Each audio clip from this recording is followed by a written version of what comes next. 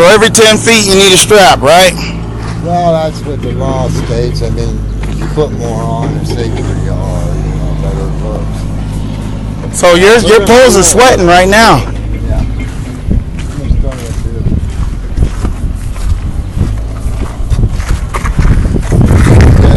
this, right? You got yes. Okay. I got a few things I need to do with the airlines, but yes, I have that. That's pretty self-explanatory. My bunks are set up for change. One piece. Okay. So I got a strap here, and he lifts it off my trailer. Okay. He puts it here. I use this for the short poles too. Okay. Okay. So what he does is he'll shove it in, the kingpin will lock. Okay. Click, click. Okay. You need your safety chain. Right. I got that. Actually called a stinger.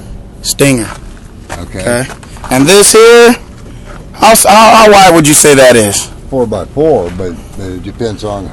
There's different heights on your fifth wheel, so you may have to weld a piece of steel on there. You may need a 3x3. A 3x3, okay. So use wood to see how thick first, what balances, and then get it in steel? Yeah, you're going to need steel. Oak, I mean, I don't want to see anybody use it because oak, if you break the sucker, then if, let's say that one broke, then your load comes like this, and your fifth wheel and everything tilts forward. Oh boy! And that happened to one of the trucks. Anyway, you got your lifeline. You hook it up the center with two bellies in it. And when you turn, those move. Okay. Okay. I got a safety on this to keep that tight. Okay. Yeah. No one's never told me about that. You took the slack out of it, didn't you? Right. Okay. Okay. Now we get back to this. A lot of guys use two chains here. One across there and one across there. Right. Okay. And the first 3 feet of load? You have to chain it. You have to chain it. And you chain the first row. First row. Okay. And strap it. Chain and strap, okay. 2 chains. What happens is you get this tight before he puts that on, the top row on. Okay. And it puts weight in the chain in the round spots. Right. And it tightens it up even better, and that's what holds your trailer up. Okay. And then the straps pretty self. Yeah, self-torque back here. So now here's where it gets tricky. Tell me the geometry or the mathematical equation of the float, because we got to make sure we always got 20 feet in the back, right? Because anything over 20 feet, you need a pilot car. How does that? Depends on the length of the. Say you were doing 105s. Well, now or 95s. You might need pilot cars. You look at your book. If you got 105 and you want 20 feet overhang, so you take the length of your trailer plus 20 feet. 20 feet. So that's 68 feet. Plus 4 feet over the front. Okay. Right. Add that together. You subtract that figure from 105, and that tells you how far back that's got to go. Okay. So the overhang of 20. I'm doing 80s now. Okay, doing 80s now. Okay, I've got 15 feet from here to that trailer. Okay. And that gives me a legal overhang. Okay. So what I do is I draw out a little truck on a piece of paper till you get used to it. Put 4 feet there for your overhang. Add the trailer, draw the trailer out, put 48 feet and put 15 feet, if that's what you want. 15 feet. You add those figures together and that tells you what you need here. Okay. Between here and that. Okay.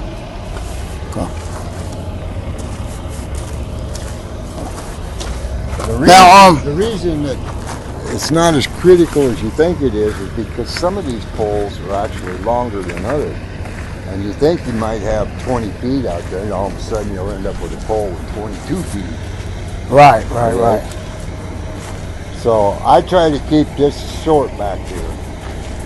And if you get too short now, when you make corners and stuff, this will bite you in the ass because of your swing. If you're going into Seattle or something like that, you want to do it at night because if you come in and a lot of cars parked on the streets and shit, the shorter this is, the less swing you have.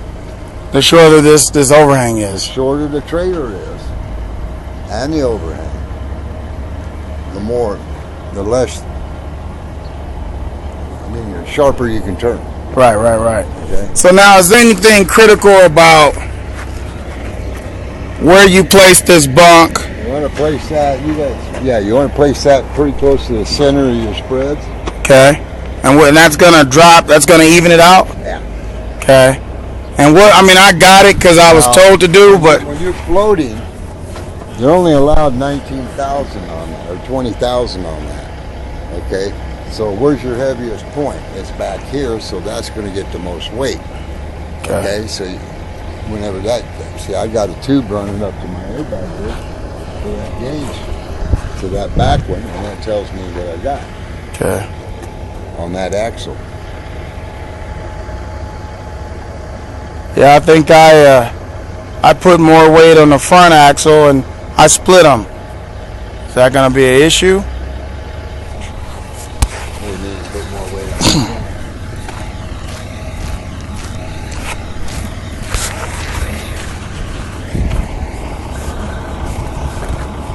The way I did it, I kind of set the wood up like a bunk. We're going to be looking at 230 hard. What size pole? 65s. They're gonna measure me from here. So then I'm gonna shut this off then. Well, let's go get a tape measure. You know, you want to get, your biggest problem is this corner to that.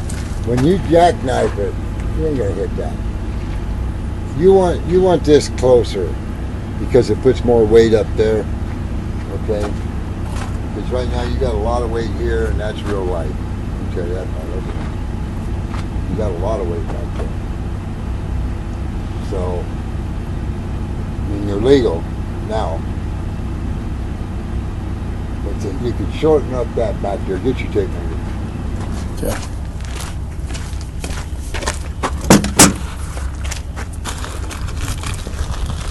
And when they measure your overall length, your permit I'm 86 feet exactly. from front bump, Yep.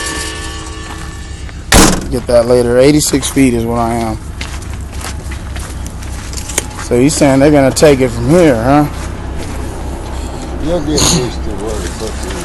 Just a matter of. So next time, take this, slam it here. Right. Okay. Yeah, I put it right in the center.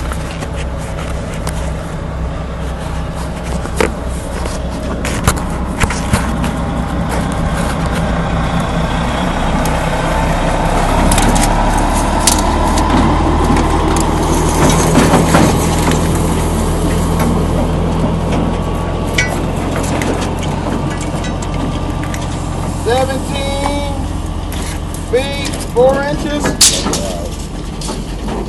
Right.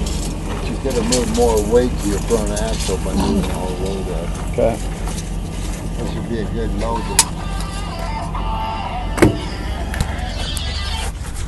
Yellow. Yeah. And that concludes our lesson. Oh, wait a minute. I got one more question for him. Oh boy.